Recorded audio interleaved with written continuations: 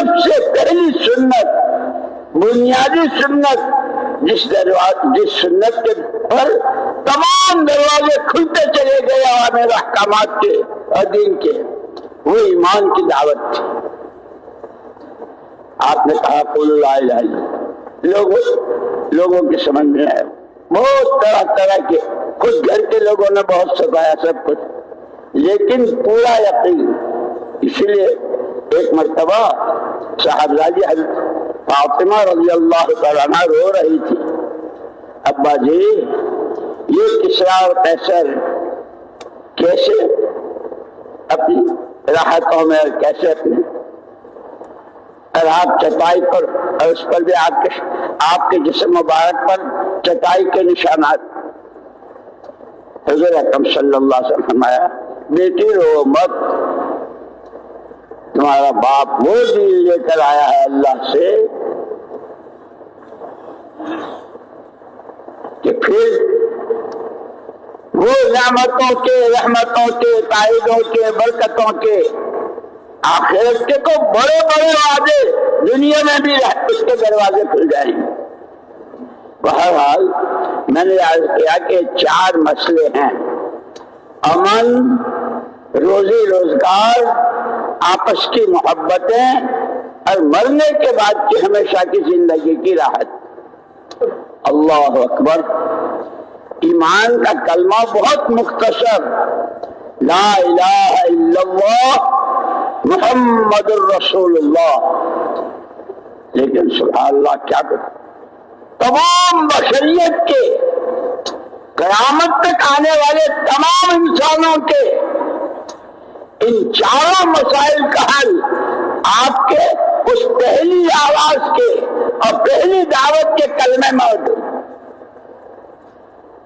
الذین آمنوا ولم یلبسوا ایمانہم بظلم، جو ایمان لے آئے، اور ایمان بھی کیسا، اس میں ملاوٹ نہیں، خالص اللہ ہی سب کچھ، اللہ ہی سے سب کچھ، کوئی کچھ نہیں، کسی سے کچھ نہیں، نفع نقصان، عزت ذلت، زندگی موت، صحت بیماری، جتنے وہ سب ایک اکیلی ذات اللہ کی، اسی کے قبضے قدرت میں، کہ جب ایمان آئے گا تو ایمان کی میراث ہے امن۔ جیسے باپ مرتا ہے تو اس کے مرنے کی میراث مکان، دکان، جائیداد، زمین، کہ امن ایمان کی میراث ہے۔ جتنا ایمان اتنا امن، جتنا ایمان اتنا امن، گھر میں، گلی میں، محلے میں، شہر میں، صوبے میں، ملک میں، عالم میں۔ اس لیے ہمارا کام عالمی ہے، چاہے 3 دن لگا رہے ہوں، چلے میں جا رہے ہوں، کسی ملک میں جا رہے ہوں، یوں کہتے ہیں ہمیشہ نیت کرو پورے عالم کی۔ مجھے خوب یاد ہے، ہم بیٹھے ہوئے تھے، ہمارے حضرت جی مولانا انعام الحسن صاحب رحمۃ اللہ علیہ پر یہ آیت پڑھی، ومن احسن قولا ممن دعا الی اللہ وعمل صالحا وقال اننی من المسلمین، کہ بھائی یہ 3 چیزیں ہیں اس آیت میں۔ ومن احسن قولا ممن دعا الی اللہ، کہ اس ایمان کے کلمے سے ہر امتی پورے عالم کا ذمہ دار ہے۔ کیوں؟ جس نبی کا کلمہ پڑھا ہے وہ نبی سارے عالم کے لیے، اس لیے اپنے گھر، اپنی ذات سے لے کر کے عالم کے ایک ایک بشر کے لیے اللہ ہر ایک کو ہدایت دے دے۔ پھر فرمایا وعمل صالحا، فکر تو ہو پورے عالم کا، اپنی ہر ایک کی ذاتی زندگی کہ وہ اللہ کے حکموں والی ہو۔ اور اسی کے ساتھ فرمایا تھا ایک آدمی بہت فکر کرتا، فلاں ملک میں، فلاں علاقے میں، فلاں بنجر جگہ میں جماعتوں کے بھیجنے کی اور کام کی اور مسجدوں کے آباد کرنے کے ساتھ، لیکن اگر اس کی اپنی ذاتی زندگی شریعت سنت کی پابند نہیں ہے تو حضرت نے فرمایا کہ وہ ادھورا ہے۔ پھر فرمایا ایک آدمی ایسا سنت شریعت کا پابند، لبے کترتا ہے تو بھی، ناخن تراشتا ہے تو بھی، مسواک کرتا ہے تو بھی، گھر سے نکلتا ہے گھر میں آتا ہے، ہر قدم پر حضور کی بتلائی ہوئی دعا ہے آپ کی سنت، کھانے پینے پہننے اوڑھنے ہر چیز میں۔ لیکن امت کہاں جا رہی ہے؟ امت کا کیا حال ہے؟ عقائد، عبادات، معاملات، معاشرت، اخلاق و عادات، کہ اگر امت کا فکر نہیں ہے، ذاتی زندگی پوری اچھی ہے تو یہ بھی ادھورا ہے۔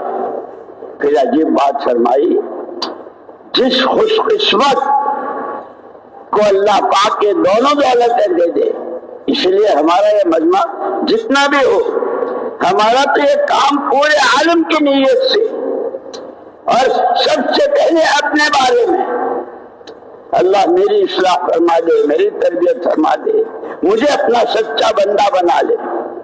اسی لیے کہا کہ بندہ جب بنتا ہے جب اس کے اندر تین صفتیں ہوں، امانت دار ہو کہ جان مال اور صلاحیت جو کچھ ہے وہ اللہ کی نعمت بھی ہے، اس کی قدر کرتا ہو اور اس کو امانت داری کے ساتھ استعمال کرتا ہو۔ وفادار ہو، جس بات کا عہد و پیمان کیا ہے، تو ہی معبود، تو ہی محبوب، تو ہی مسجود، تو ہی مقصود۔ مجھے یاد آیا ہمارے قاضی عبد القادر صاحب رحمۃ اللہ علیہ تھے یہاں پاکستان، وہاں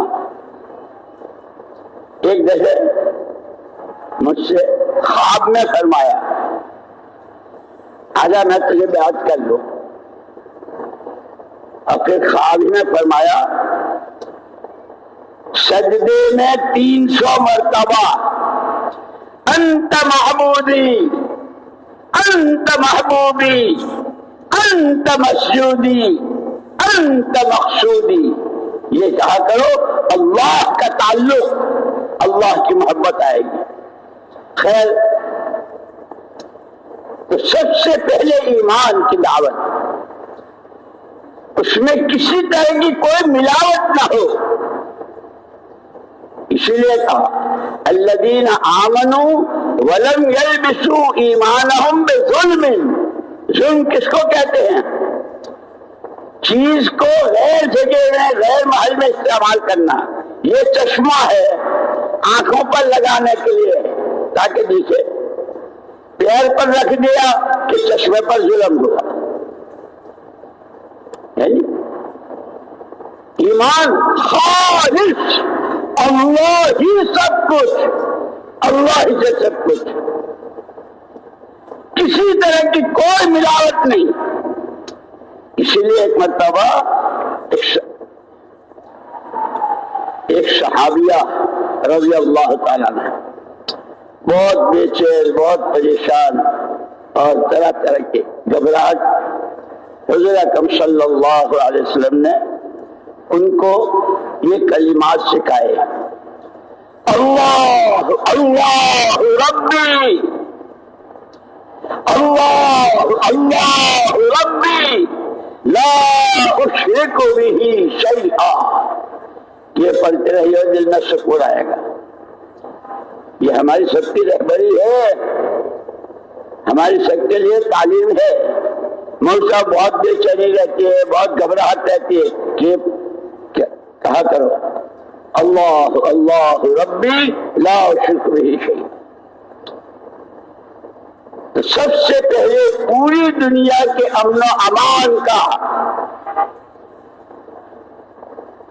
سامان ایمان میں، الذین آمنوا ولم یلبسوا ایمانہم بظلم، خالص۔ اور یہی پوری شریعت، پورے دین کی جان یہی سے شروع ہوتا ہے۔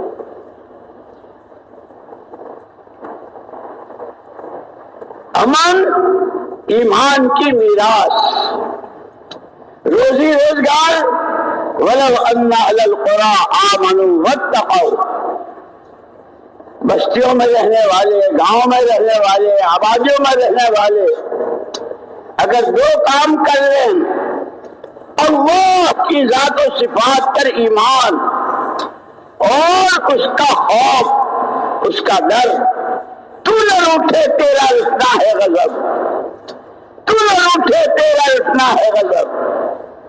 اس لیے کہتے ہیں کہ حضرت عیسیٰ علیہ نبینا علیہ الصلوۃ والتسلیم جب پوچھا تھا کہ سب سے زیادہ خطرناک چیز کیا ہے، تو حضرت عیسیٰ ابن مریم علیہ الصلوۃ والتسلیم نے فرمایا تھا اللہ کی ناراضگی، اللہ کا غضب سب سے زیادہ خطرناک۔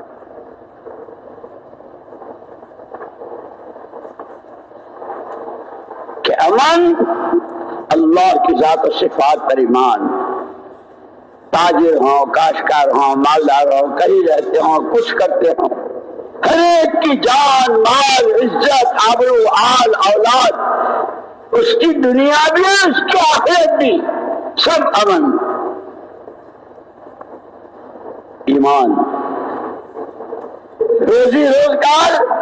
کہ اگر یہ آبادیوں میں رہنے والے دو کام کر لے، اللہ کی ذات و صفات پر ایمان اور اللہ کا ڈر۔ کہ تقویٰ کس کو کہتے ہیں؟ عجیب بات، حضرت عمر رضی اللہ تعالیٰ عنہ نے ایک مرتبہ حضرت ابی بن کعب رضی اللہ تعالیٰ عنہ، جو صحابہ میں قرآن کے سب سے زیادہ پڑھنے والے اور جاننے والے، حضرت عمر رضی اللہ تعالیٰ عنہ، کیا ان کی شان، قرآن میں کتنی ایسی جگہ ہیں کہ ایک چیز قلب عمر میں آئی، ان کے دل مبارک میں آئی اور اللہ نے تائید میں آیتیں اتاری۔ حضور اکرم صلی اللہ علیہ وسلم نے فرمایا میرے بعد اگر کوئی نبی ہوتا تو عمر اللہ کا نبی ہوتا۔ ایک موقع پر فرمایا جس راستے سے عمر جائیں گے شیطان نہیں جا سکے گا۔ اتنی اونچی شخصیت، تواضع کیسی۔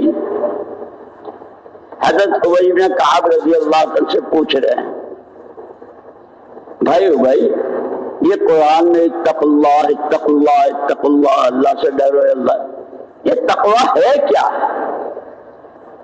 تو انہوں نے بھی کوئی تقریر نہیں کی، بہت عجیب مثال دے کر تقویٰ سمجھا دیا۔ امیر المومنین کیا خیال ہے آپ کا؟ ایک آدمی کو یہاں سے سامنے دور جانا ہے، جہاں وہ ہے اور جہاں جانا ہے راستہ بہت تنگ ہے، دونوں طرف کانٹے دار باڑ ہے، ادھر بھی نوکیلے کانٹے ادھر بھی نوکیلے کانٹے، راستہ دور ہے، تنگ ہے، کانٹے دار ہے اور ہوا تیز و تند چل رہی ہے، اور اس نے جو کپڑے پہنے ہیں بہت باریک اور پتلے ہیں ململ کے۔ کیا کرے گا وہ؟ کہ وہ تو چاروں طرف سے اس کو خطرات ہے، راستہ بھی ہے، تنگ ہے، کانٹے ہیں، ہوا ہے، پہنچنا وہاں تک ہے، کپڑے پتلے ہیں۔